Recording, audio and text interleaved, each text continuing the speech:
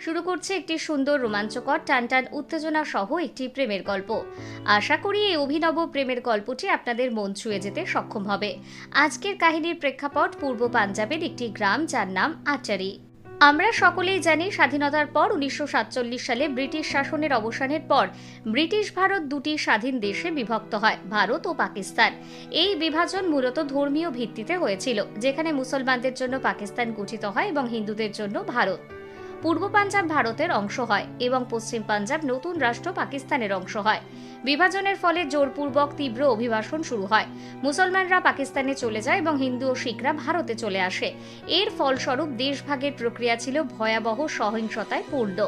ব্যাপক দাঙ্গা, অপহরণ এবং গণহত্যা ঘটে, বিশেষত পাঞ্জাবে। লক্ষ লক্ষ মানুষ দেশভাগের ফলে বাস্তুচ্যুত হয়েছিল। মানব ইতিহাসে এটিই ছিল সবচেয়ে বড় অভিবাসন এবং লক্ষ মানুষ প্রাণ হারায়। দেশভাগের যন্ত্রণা পরিবার ও সমাজকে গভীরভাবে আঘাত করে। এর প্রভাব আজও মানুষের মনোভাব ও সম্পর্কের মধ্যে টিকে আছে, প্রজন্মের পর প্রজন্ম ধরে। এমনই এক জটিল পরিস্থিতির শিকার হয়ে দেশ বিভাজনের সময় আয়েশা নিজের পরিবারের সাথে বিচ্ছিন্ন হয়ে পূর্ব পাঞ্জাবের বর্তমান ভারতের একটি গ্রামে ভুলবশত ঢুকে পড়ে। বিগত কয়েক ঘন্টা ধরেই আয়েশা দ্রুত ছুটে চলেছে নিজের জীবন রক্ষার স্বার্থে। ঘর, বিষয়, সম্পত্তি সবকিছু ছেড়ে বাবা মা এবং ছোট ভাইকে সঙ্গে নিয়ে প্রাণ বাঁচাতে বেরিয়ে পড়েছিল। শুধু ছুটেই চলেছে অজানা ঠিকানার খোঁজে, শত শত লোকের ভিড়ে। চারিদিকে কান্না, চিৎকারের আওয়াজ শুনে প্রাণ বাঁচানোর তাগিদে আয়েশাও ছুটে চলছে অন্যদের মতো। ভোরের আলো যখন পৃথিবীতে খানিক প্রকাশ ফেলে, আয়েশাও বুঝতে পারে সে তার প্রিয়জনদের সাথে বিচ্ছিন্ন হয়ে ভুলবশত এক অজানা গ্রামের সীমানায় ঢুকে পড়েছে। কাল রাতের অন্ধকারে আয়েশা ও কোথায় কখন ছড়িয়ে ছিটিয়ে পড়েছে সে কিছুই বুঝে উঠতে পারছে না। ঝোপ জঙ্গলের আড়ালে দূর থেকে সে একটি গ্রাম দেখতে পেয়ে থমকে দাঁড়ায়। ভয়, আতঙ্ক, ক্লান্তি এবং জলতেষ্টায় আয়েশার শারীরিক এবং মানসিক পরিস্থিতিকে বিধ্বস্ত করে ফেলে। চোখ দুটো বুঝে আয়েশা একবার দীর্ঘশ্বাস ফেলে। এরপর নিজের মনকে শক্ত করে প্রাণ বাঁচানোর তাগিদে এগিয়ে চলে। কিছুটা সাহস সঞ্চয় করে আয়েশা গ্রামের গলিপথ দিয়ে এগিয়ে যেতে থাকে। কিছু দূর আসার পর আয়েশা কয়েকটি গ্রামের বাড়ি দেখতে পায়। এরই মধ্যে ভোরের আলো চারিদিকে ছড়িয়ে পড়েছে। আয়েশার পা দুটো হাঁটার ক্ষমতা হারাতে বসেছে। অনেক কষ্টে আয়েশা হাঁটার চেষ্টা করছে। কিছু দূর এভাবেই হেঁটে আসার পর আয়েশা এক গৃহিণীকে তার বাড়ির বাইরে গৃহকাজে ব্যস্ত থাকতে দেখতে পায়। গৃহিণীর বেশভূষা দেখে আয়েশা মহিলাটির ধর্ম বুঝতে পারে। আয়েশা মনে মনে ভাবে হয়তো এই গৃহিণী তাকে সাহায্য করবে, কারণ উনিও একজন মহিলা। তাই অনেক কষ্টে ওনার কাছে গিয়ে বলে, পানি পানি। এই বলে আয়েশা বেহুশ হয়ে মাটিতে পড়ে যায়। সকাল সকাল আয়েশার এভাবে আকস্মিক আবির্ভাব এবং জলতেষ্টার কারণে বেহুশ হয়ে পড়ে যাওয়া জ্যোতির মনে সংশয়ের উৎপত্তি হয়। কৌতূহলী হয়ে জ্যোতি আয়েশাকে ভালো করে দেখে এবং মনে মনে বলে, এই মেয়েটাকে দেখে মনে হচ্ছে পাকিস্তানি মেয়ে, মুসলমান, পরনে হিজাব, চোখে সুরমা। মুখখানা দেখতে তো বেশ ভালো। ডাগর ডাগর চোখ, ডাসা গতর, যৌবন যেন উপচে পড়ছে। মনে হচ্ছে দেশ বাটোয়ারা হওয়ায় বেচারি ভুলে ভারতের সীমানায় ঢুকে পড়েছে। যতই হোক, পাকিস্তানি মেয়ে বলে কথা, এর ব্যবস্থা একটা করতেই হবে। আমি বরং আমার কর্তাকে জানাই, তারপর একে হোশে আনার চেষ্টা করব। যথারীতি জ্যোতি তার স্বামী বলরাজকে বিষয়টি জানায়। জ্যোতির কথা শুনে বলরাজ আয়েশাকে দেখতে আসে। আয়েশার অমন রূপের ছটা দেখে রীতিমতো বলরাজের মনে দোলা দেয়। উচ্ছ্বসিত হয়ে জ্যোতিকে বলে, বুঝলে জ্যোতি, এই মেয়ের ধর্ম যাই হোক, রূপের দুটি যেন চারিদিকে আলোকিত করে রেখেছে। একে সুস্থ করার দায়িত্ব তোমার, বুঝলে? বুঝেছি, এই মুসলমান মেয়ের রূপ তোমার মনেও ধরেছে, সেটা জানতে আমার বাকি নেই। তবে বলছি, এই মেয়েকে নিয়ে আমি অন্য কিছু ভেবে রেখেছি, বুঝলে? ও, গোসা হচ্ছ কেন সোনা? বাহে গুরুর কাসম, আমার মনের সিংহাসনে শুধু তুমিই বসে আছো। আর তুমি এই মেয়েটিকে নিয়ে যা ভেবেছো, আমিও তাই ভেবেছি। বলরাজের কথা শুনে জ্যোতি খুশি হয় এবং বলরাজকে জড়িয়ে ধরে হাসতে হাসতে বলে, আচ্ছা, আমি এই ফুলের মতো মেয়েটিকে সতেজ করার চেষ্টা করছি। এখনো এই পাকিস্তানি মেয়েটির বিষয়ে কাউকে কিছু বলো না, বুঝলে? আপাতত মেয়েটিকে যত্ন করে খাইয়ে দাইয়ে সুস্থ করো। তারপর জ্যোতি হেসে বলরাজের কথায় সহমত পোষণ করে। এরপর বলরাজের সাহায্যে আয়েশাকে ঘরের ভেতরে নিয়ে যায়। তারপর জ্যোতিকে বিছানায় শুইয়ে দেয়। জ্যোতির সেবা শুশ্রূষায় কিছুক্ষণের মধ্যে জ্ঞান ফেরে আয়েশার। চোখ খুলে নিজেকে অজানা ঠিকানায় পেয়ে আয়েশা বিস্মিত চোখে তার অসহায় অবস্থানের কথা প্রকাশ করে। বলরাজ এবং জ্যোতির আয়েশার মনোভাব বুঝে আয়েশাকে সহানুভূতির হাত বাড়িয়ে দিয়ে বলে, বোন, ভয় করো না, আমি জ্যোতি। তোমার দুর্বলতার কারণে তুমি জ্ঞান হারিয়ে ফেলেছিলে। বোধহয় অনেকটা ধকল গেছে তোমার, খাওয়া দাওয়াও ঠিক মতো হয়নি। আমি তোমার সব সুবিধের ব্যবস্থা করছি। ও আচ্ছা, তোমার নামটা জিজ্ঞেস করা হলো না। জ্যোতির কথা শুনে আয়েশার মনে কিছুটা ভরসা জাগে এবং তার এখানে আসার ঘটনা স্মৃতিচারণ করে বলে, জ্যোতি, তুমি আয়েশাকে ভালো করে দেখভাল করো, ও আমাদের মেহমান, ওর খাতিরদারির যেন কোনো ত্রুটি না হয়। আমি তাহলে কাজে যাচ্ছি, কেমন? এই বলে বলরাজ চলে যায় এবং জ্যোতি আয়েশার গোপন তথ্য জানবার জন্য আয়েশাকে কৌশলে প্রশ্ন করে। বলছি বোন, কোন দেশে তোমার বাড়ি, আর তুমি কি করেই বা দেশের সীমানা অতিক্রম করে চলে এলে? দিদি, আপনি নিশ্চয়ই জানেন দেশভাগ হবার কারণে এখনো দুই দেশে উত্তপ্ত পরিস্থিতি হয়ে আছে। আর যেহেতু আমাদের বাড়ি ওপারে বর্ডারের কাছেই, তাই গতকাল হঠাৎ কিছু দুষ্কৃতীর দল আমাদের গ্রামের প্রায় সমস্ত ঘরে ঢুকে আগুন ধরিয়ে দিয়েছিল। এরপর ধারালো তলোয়ার দিয়ে মুসলমানদের ধরে তাদের কুপিয়ে খুন করতে লাগলো। প্রাণ বাঁচানোর জন্য আমি, আমার আব্বু, আম্মি ও ছোট ভাই সহ গ্রাম ছেড়ে পালিয়ে এসেছি, কিন্তু দুর্ভাগ্যক্রমে মাঝপথে তাদের সাথে বিচ্ছিন্ন হয়ে এই গ্রামে চলে আসি। সর্বনাশ, কি ভয়ানক কাণ্ড! আচ্ছা বলো তো, ওই দুষ্কৃতীরা কি হিন্দু না মুসলমান? জ্যোতির এই প্রশ্ন শুনে আয়েশা বিভ্রান্তিতে পড়ে যায়, কারণ সে জানে দুষ্কৃতীরা আর কেউ নয়, সীমানার হিন্দু গোষ্ঠী। কিন্তু জ্যোতি যে একজন পাঞ্জাবি হিন্দু মহিলা, তার কাছে এই জাতির নিন্দে করলে আয়েশার বিপদ হবার সম্ভাবনা হতে পারে। তাই আয়েশা বুদ্ধি করে বলে, দুষ্কৃতীদের তো কোনো জাত ধর্ম হয় না, ওরা শুধু দেশে অরাজকতা, হিংসা ছড়ানোর চেষ্টা করে, ওরাও তাদেরই দলের। আয়েশার কথা শুনে জ্যোতির মন ক্ষুণ্ণ হয়। চাপা ক্রোধ এবং রাগে জ্যোতি মনে মনে আগ্নেয়গিরির মতো জ্বলতে থাকে। কোনো মতে নিজেকে শান্ত করার চেষ্টা করে, তারপর মনে মনে বলে, মুসলমানের জাত কোথাকার! আমার হিন্দু ভাইদের হাত থেকে বেঁচে গেছিস বলে তুই পার পেয়ে যাবি ভেবেছিস? কখনো না। এদিকে দৈনন্দিনের মতো আজকেও বলরাজ নিজের কর্মশালায় তার কর্মচারীদের সাথে এসে বসে। এরই মাঝে বলরাজ তার প্রিয় সেবক প্রেমপালকে একটি বিশেষ কাজের দায়িত্ব দেবার ইচ্ছে প্রকাশ করে। প্রেমপাল বলরাজের বিশ্বাসী ট্রাক ড্রাইভার। বলরাজের ব্যবসায়িক দ্রব্য এই রাজ্য থেকে অন্য রাজ্যে সরবরাহ করার দায়িত্বে রয়েছে প্রেমপাল।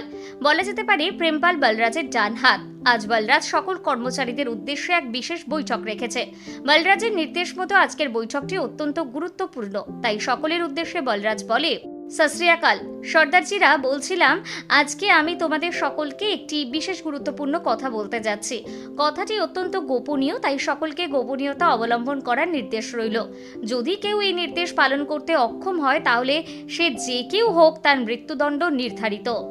বলরাজের কথা শুনে তার সকল কর্মচারীরা একসাথে বলে, সত শ্রী আকাল হুজুর।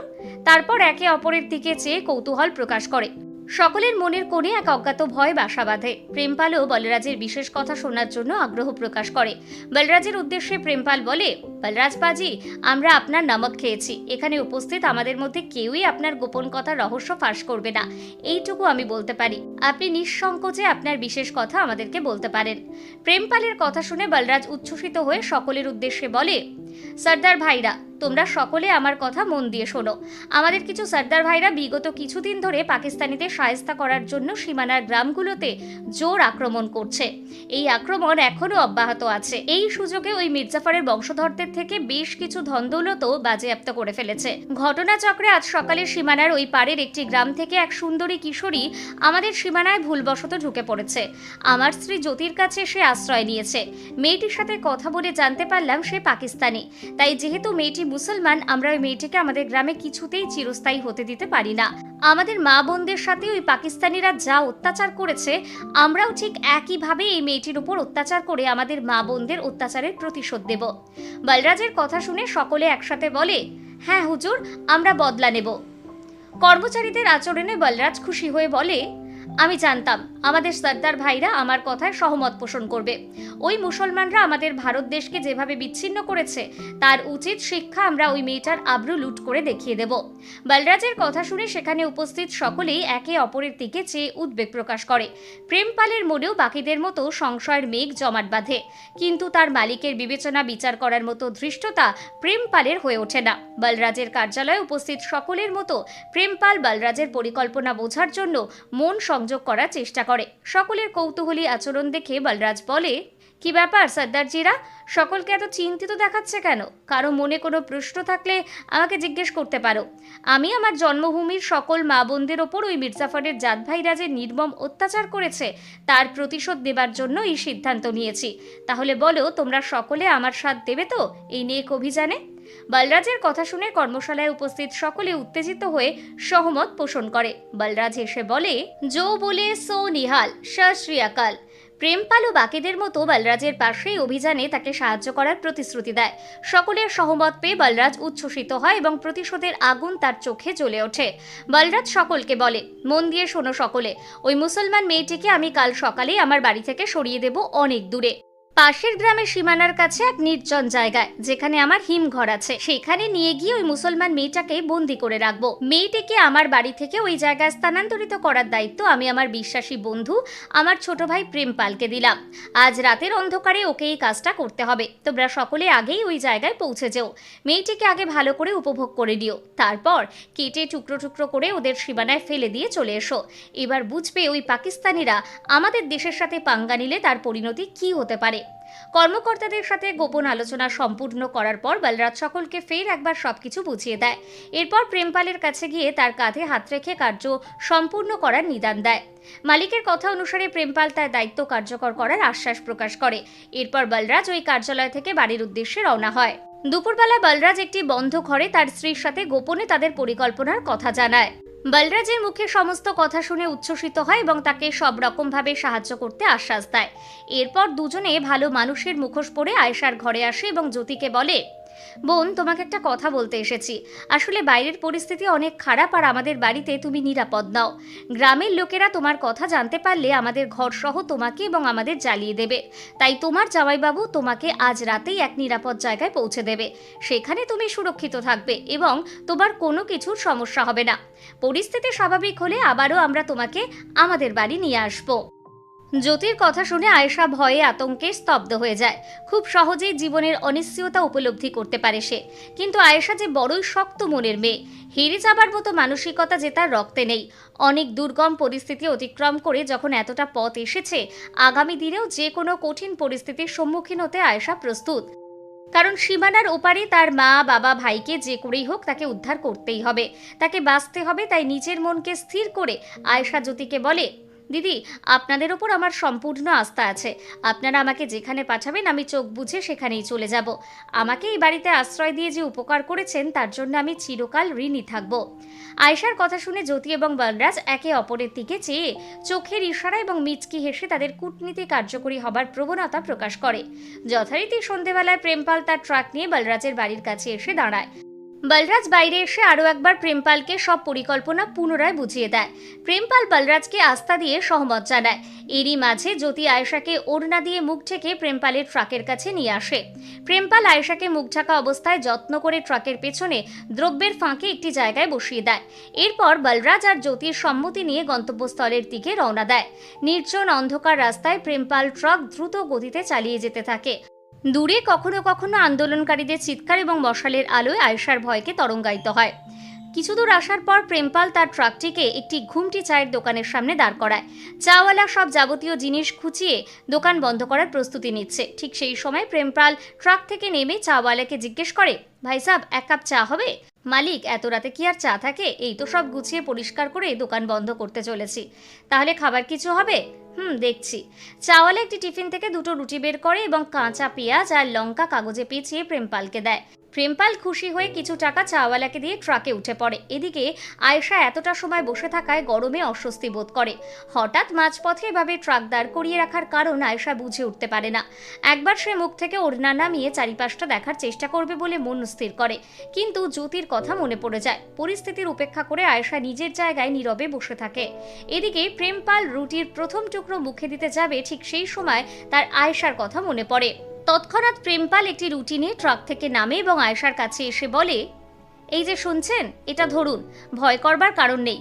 এখানে একটি রুটি আছে, খেয়ে নিন। অনেক রাত হয়েছে, নিশ্চয়ই আপনার খিদে পেয়েছে, খেয়ে নিন। ও, আমার সিটের কাছে জলের বোতল আছে, আমি নিয়ে আসছি, এটা নিন আগে। এই সীমানায় চলে আসার পর প্রথমবার প্রেমপালের কথা শুনে আয়েশার মনে এক অদ্ভুত ভরসা অনুভূত হয়। জ্যোতি তাকে অনেক যত্ন করেছে ঠিকই, কিন্তু এই ভদ্রলোকের বাণীতে যেন এক অন্যরকম শিথিলতা অনুভব করে আয়েশা। ওড়নায় মুখ ঢাকা অবস্থায় প্রেমপালের হাত থেকে রুটিটা নিয়ে স্বাভাবিকভাবে খেতে থাকে। কিছুক্ষণ পর প্রেমপাল সযত্নে জলের বোতলটি দিয়ে তার সিটে গিয়ে বসে। তারপর প্রেমপাল নিজের রুটির অংশটি খেয়ে ট্রাক স্টার্ট দেয়। কিছু দূর আসার পর হঠাৎ প্রেমপাল একটি বিশাল গাছের ডাল রাস্তার মাঝপথে পড়ে থাকতে দেখতে পায়। যথারীতি ট্রাক থামিয়ে প্রেমপাল গাছের ডালটি রাস্তার ধারে সরাতে ব্যস্ত হয়ে যায়। আবারও ট্রাক থেমে যাবার কারণে আয়েশা গরমে অস্বস্তি বোধ করে এবং মুখ থেকে ওড়নাটি সরিয়ে চারিদিকটা সাবধানে দেখার চেষ্টা করে। প্রেমপালের গাছের ডালটিকে সরাবার অসাধ্য চেষ্টা আয়েশার চোখে পড়ে। হঠাৎ গাছের একটি চোখা ডাল প্রেমপালের হাতে লেগে রক্ত ঝরতে শুরু করে। তৎক্ষণাৎ আয়েশা প্রেমপালের কাছে আসে এবং নিজের ওড়নাটি ছিঁড়ে প্রেমপালের ক্ষত জায়গায় বেঁধে দেয়। এই প্রথম প্রেমপাল আয়েশার পরীর মতো সুন্দর মুখ দেখে স্তম্ভিত হয়ে চেয়ে থাকে। আয়েশার করুণ দুটি চোখ, নিষ্পাপ মুখমণ্ডল, কোমল ঠোঁট প্রেমপালের মনে আয়েশার প্রতি করুণা জাগায়। সাময়িক কালের জন্য প্রেমপাল আয়েশার সৌন্দর্যের আবেশে মগ্ন হয়ে যায়। এদিকে আয়েশাও প্রেমপালের মতো সুদর্শন পুরুষ, বলিষ্ঠ চেহারা, তার উষ্ণ আচরণ দেখে এক পলকেই আবেগতাড়িত হয়ে পড়ে। নিমেষেই আবেগ কাটিয়ে আয়েশা প্রেমপালকে বলে, আপনি সাবধানে গাছটি সরানোর চেষ্টা করবেন, এই গাছের ডাল ভীষণ বিষাক্ত। আয়েশার কথাগুলো প্রেমপালের মন ছুঁয়ে যায়। ছোটবেলায় বাপ মা মরা প্রেমপালকে এর আগে কেউ এত যত্ন করে কথা বলেনি। এই মেয়েটির জাত ধর্ম যাই হোক, তার আচরণ এবং মানসিকতা যথেষ্ট মানবিক। তাহলে কিছু বিচিত্র মস্তিষ্ক থাকা মানুষের কর্মকাণ্ডের জন্য এই নিরীহ মেয়েটিকে কেন শাস্তি পেতে হবে? এই প্রশ্ন বারবার প্রেমপালের মনে জাগে এবং তার মন মস্তিষ্ককে ব্যতিব্যস্ত করে। দীর্ঘ নিঃশ্বাস ফেলে প্রেমপাল কোনো মতে গাছের ডালটিকে সরাতে সক্ষম হয়। তারপর বলরাজের দেওয়া দায়িত্বের কথা মনে করে আবারও নিজের কাজে মন স্থির করে। এরই মাঝে বলরাজ সহ সকল সর্দাররা পাশের জঙ্গল থেকে বেরিয়ে আসে। বলরাজের পরিকল্পনা সাময়িক পরিবর্তন করে তার কথা অনুযায়ী সহকর্মীরা গাছের ডালটি মাঝপথে রেখে দিয়েছিল। বিষয়টা প্রেমপালের মনে আঘাত করলো। এত বছরের বিশ্বাসে কোথায় যেন ফাটল ধরা শুরু করলো। প্রেমপালকে না জানিয়ে বলরাজের এই কাজটি করা সে মেনে নিতে পারছিল না। ইতিমধ্যেই বলরাজ সকল সর্দার আয়েশাকে ট্রাক থেকে নামিয়ে তার শরীর উপভোগ করতে ঝাঁপিয়ে পড়ল। অসহায় আয়েশা চিৎকার করে অনুরোধ করতে লাগলো, কিন্তু সকলে তার শরীর নিয়ে খেলা করায় ব্যস্ত হয়ে পড়ল। প্রেমপালকে নীরব হয়ে দাঁড়িয়ে থাকতে দেখে আয়েশা কান্না, চিৎকার, অভিমানে বলল, ধিক্কার আপনার পুরুষত্বকে। আমি আপনাকে ভগবান তুল্য ভেবেছিলাম, কিন্তু আপনার এই সুন্দর চেহারার পিছনে আসলে এক ভয়ঙ্কর দৈত্য লুকিয়ে আছে। এনাদের মতো আপনিও একজন পাষাণ মানুষ নয়। আয়েশার কথাগুলো প্রেমপালের মনে গেঁথে যায়। কিছুক্ষণ আয়েশার নিষ্পাপ আচরণের কথা স্মৃতিচারণ করে প্রেমপাল এক অন্য রূপে পরিণত হয়। তার ভেতর মনুষ্যত্ব জাগ্রত হয় এবং সেই ট্রাক থেকে এক বিশাল ধারালো তলোয়ার নিয়ে আসে। প্রেমপালের উদ্দাম শক্তি এবং প্রবল প্রহারের কাছে সকলে পরাস্ত হয়। এই দেখে বলরাজ জিজ্ঞেস করে, প্রেমপাল, এই মুসলমান মেয়েকে বাঁচিয়ে তুই আমার সাথে বিশ্বাসঘাতকতা করেছিস। আমার আগেই সন্দেহ ছিল তুই এই মেয়েকে নিজেই ভোগ করতে চাইবি। তাই তো আমি তোর মনোভাবকে নিষ্ক্রিয় করার জন্য এই পরিকল্পনা করেছিলাম। বল, এই মুসলিম মেয়ের জন্য কেন আমার বিশ্বাসঘাতকতা করলি? এই মেয়ে তোর কে হয়? বল, জবাব দে। বলরাজের কথা শুনে প্রেমপাল আগ্নেয়গিরি শিখার মতো জ্বলে ওঠে। হাতের তলোয়ার দিয়ে নিজের আঙুল সামান্য কেটে তার থেকে প্রবাহিত রক্ত দিয়ে আয়েশার স্মৃতিতে রাঙিয়ে দেয়। এরপর হুঙ্কার দিয়ে সকলের উদ্দেশ্যে বলে, এই মুসলমান মেয়ে এই মুহূর্ত থেকে আমার স্ত্রী, আর আমার স্ত্রীর কেউ অনিষ্ট করতে চাইলে আমি এক একজনের মাথা শরীর থেকে বিচ্ছিন্ন করে দেব। প্রেমপালের গর্জন শুনে সকলে মিলে প্রাণ বাঁচাতে পালিয়ে যায়। আয়েশা প্রেমপালের চরণ স্পর্শ করতেই তার সমস্ত রাগ কর্পূরের মতো উধাও হয়ে যায়। প্রেমপাল মাথার পাগড়ি খুলে আয়েশার শরীরে জড়িয়ে দেয় এবং দুজন দুজনকে জড়িয়ে ধরে জীবনে একসাথে চলার শপথ নেয়। সময়ের গতিতে প্রেমপালের ব্যবসা বিস্তার হয়। সে গ্রামের একজন মান্যগণ্য ব্যক্তিত্বের অধিকারী হয়। প্রেমপাল আয়েশার সুখের সংসারে একটি ফুটফুটে ছেলে বীরের আগমন হয়। তাদের সুখের সংসারে এক ব্যস্ত সকালে বীর তার মায়ের উদ্দেশ্যে বলে, মা, আমার স্কুলের দেরি হচ্ছে, তাড়াতাড়ি টিফিন রেডি করে দাও। আয়েশা, আজকের খবরের কাগজটা কোথায় গেল? রোজ রোজ সকালবেলা তোমাদের এই বাপ বেটার ফরমায়েশ পূরণ করতে করতে আমি একদিন এই পৃথিবী থেকে উধাও হয়ে যাব। নিজেরা নিজেদের কাজগুলো একটু করে করে নিতে পারো না? শুধু সবকিছুতেই আমাকে জ্বালাতন করো তোমরা। বীর, তোর টিফিন আমি ব্যাগে ঢুকিয়ে দিয়েছি, আর আমাকে আজকের খবরের কাগজটা খুঁজে দাও। প্রেমপালের কথায় বিরক্ত হয়ে আয়েশা খবরের কাগজ খুঁজতে থাকে এবং সদর দরজার কাছে পড়ে থাকা খবরের কাগজটি ব্যতিব্যস্ত হয়ে প্রেমপালকে দিতে যায়। ঠিক সেই সময় হঠাৎ একটি আর্টিকেল দেখতে পেয়ে থমকে দাঁড়ায়। খবরের কাগজটি পড়তে পড়তে আয়েশার চোখ দিয়ে অশ্রুর জল প্রবাহিত হতে থাকে। প্রেমপাল আশ্চর্য হয়ে আয়েশাকে বলে, আয়েশা, কি হলো? তুমি খবরের কাগজ হাতে নিয়ে দাঁড়িয়ে রইলে যে? খবরের কাগজে কি এমন দেখতে পেল আয়েশা? কেন সে অশ্রু জলে স্তম্ভিত হয়ে দাঁড়িয়ে রইল? এই রহস্যে ভরা প্রশ্নের উন্মোচন করতে হলে আমাদের পরবর্তী পর্ব দেখতে হবে। তাই যদি এই গল্পটি আপনাদের ভালো লেগে থেকে থাকে তবে চ্যানেলটি লাইক ও সাবস্ক্রাইব করুন আর ভিডিওটি বন্ধু ও পরিবারের সকলের সাথে শেয়ার করুন। আর হ্যাঁ, কমেন্ট বক্সে আপনার নাম এবং শহরের নাম লিখতে ভুলবেন না, যাতে আমরা জানতে পারি আমাদের গল্প দেশের কোন কোন কোণায় পৌঁছচ্ছে। ফিরে আসবো আবার এক নতুন হৃদয়স্পর্শী গল্প নিয়ে। ততদিন পর্যন্ত ভালো থাকুন, সুস্থ থাকুন এবং পরিবারকে সময় দিন। জয় হিন্দ, জয় ভারত।